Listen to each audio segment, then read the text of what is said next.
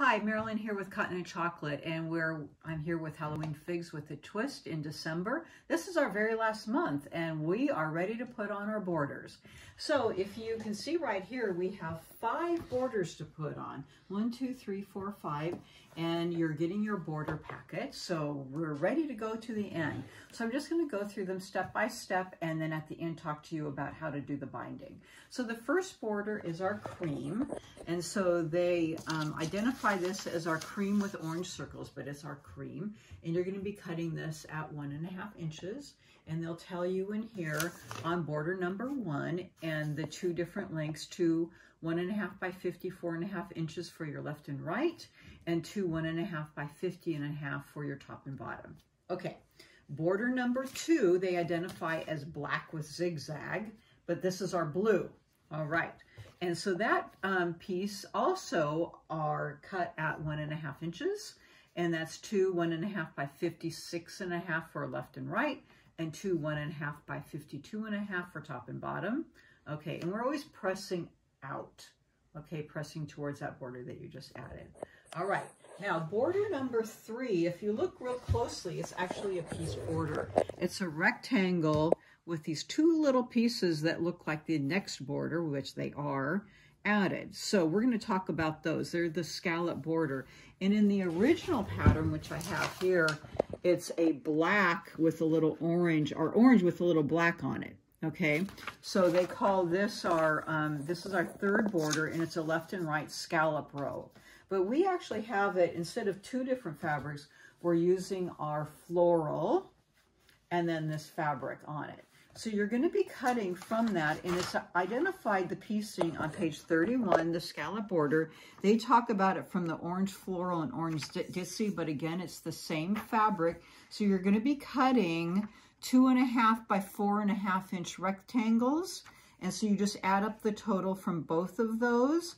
And then from this kind of periwinkle color, you'll be cutting a total of 112 1 3/4 inch squares. Okay, and then in the corner of each of those, you're going to be using your folded corner clipper and putting those corners in. So I just did a bunch on one side and pressed open, but on the opposite side, I press one open, but to get them to mesh, I press the other one inward. So that way they mesh together. So on my right hand rectangle, I pressed it towards the triangle. On the left hand side, I pressed it towards the one towards the triangle and one towards the rectangle. So if you're consistent, then they will mesh. And then if you go to page 32, it will tell you how many you need. You need 2 with 15 of those rows, 15 of those blocks, and you need 2 with 13 of those. Okay, so that will tell you the total that you need all the way around. And then in the very outside corner, you need one plain block pieced all the way around. Okay, so that takes a little bit of piecing, but if you just kind of get a consistency going and cutting and piecing those through your machine, it's not too bad. Okay, then the 4th border is actually, they say black solid, but you continue with this periwinkle color, and that's 2 2 1/4 inch strips by 62.5 for your left and right, and 2 2 1/4 by 60 inches for your top and bottom, and press those outwards.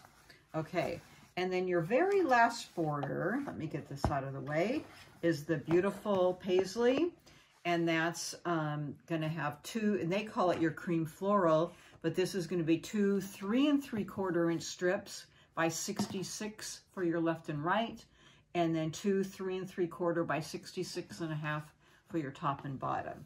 And that takes care of all of your borders. And I do like it that they have the measurements measured for you, so you know what the aim is, and then it keeps your quilt really square. And then we have included the outside binding, and I did do this on the bias. So I'm going to do a quick little demo, not with the actual fabric packet, but I have another little stripe here. So I'm going to just show you how I have a very, very simple way of cutting bias binding that is not in that crazy tube. I don't do that, but I have a very easy way of cutting it. So I'm going to just show you a quick demo of how I cut my binding, and then you can see if you like that, but it makes it really easy. So I'll show you here in just a second. Okay, so this is my demo on how to cut an easy bias binding. So I just have a really simple piece of striped fabric. And the first thing I do, and it can be any size. So this is just a small piece of fabric that I had, but of course, you know, on your bigger piece here, you'll do the same thing. You'll just open it up and press out the wrinkles, but it works the same for any size of fabric. So the first thing that I do is I always cut off the selvage to get going, because you don't want to have that in your binding, and get rid of that. And then you always have to start with a square, no matter what the fabric size is. So if you're going to start with the piece we gave you, you have to do the same thing. So to figure out the square, so I'm just going to get rid of the rest of this that I didn't press out, is you have to fold it up to just figure out where that square is. So this will be a kind of a small piece that I'm demoing with. Now, the thing that I want to warn you is if you're starting with a stripe, and let's say sometimes I know I'm starting with a stripe and I have a smaller piece and I'll have to cut a couple pieces, keep track of which direction you started with your square and which way you folded it. Because if you fold it an opposite way, your binding on your stripe may then end up running in two different directions. Okay, just a little warning. How do I know that? Oh, I did it. I did it once. Okay, so now I'm going to cut this so that I have a square. And then if I wanted to use this again to make more binding, I would have it and I would keep it facing the same direction. Okay, so all you do is you fold it up once, like this, fold it up, and then I'm going to fold it over again. Kind of like we call it the diaper fold. Okay. Now, my fold here is on the bottom, and I have a fold here. I'm right-handed, so I'm folding it so that I have this fold on the bottom, and I have a fold here. This is my bias. Now, it doesn't have to be a stripe. It can be any fabric that I want to put on the bias, okay? So now I can start cutting my bias binding right here. Now, I cut my binding at 2.5 inches, or 2.25 inches.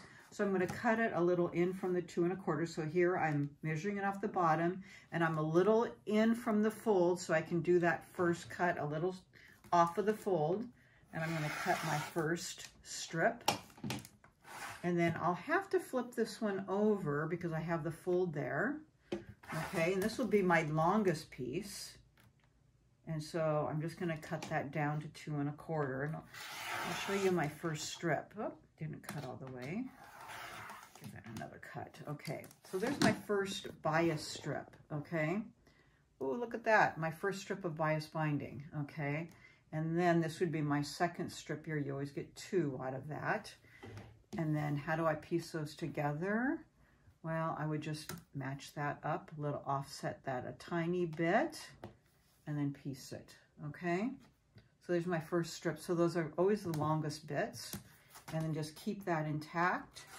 And then put this 2.5 inches over, or 2.25 inches over. You might cut yours at 2.5, whatever you like. And then, of course, they get smaller and smaller. This is a tiny piece that I started with, so of course my strips are smaller. But there's your nice next bit. This is all on the bias. And then I would just start piecing these together, okay? And your strips are going in the correct direction, okay? And piecing that together and going all the way along, all right? And there's your bias binding, and that's how I did it for here, but of course starting with a much bigger piece. And yes, you do have some left over. So the question to me always is, how much do I need for a big quilt? I don't have a real great math calculation. I usually start with, say, I don't know, 2/3 of a yard, and then just fold it up and see how much I get out of like a square. Just get a square out of it, and I usually have some bits left. Do I start with like 1.25 yards because that's a 40-inch? I don't. That's a lot of binding. I don't need that much. So, you know, it's not a big math calculation to me. I started with about that, and I usually have plenty. and it makes enough for a big quilt. So yeah, it's not real mathematical for me, but you know, I get a lot. That's not great. I mean, maybe you're not satisfied with that answer, but you'll get a lot of binding. And there you go. So anyways, try that and see if you like it. It makes making the binding very, very easy. I don't like the tube and I don't like hand cutting. So if you like this, go for it. And if you want me to show you in person, I would love to. All right, there you go. Have fun with your borders. Thank you for joining me for the year. I really appreciate it, and so does Jerry. We love that you support Cotton and Chocolate. We love that you're shopping local, and we hope you enjoyed the year. Thank you so much. Hope to see you again. Bye.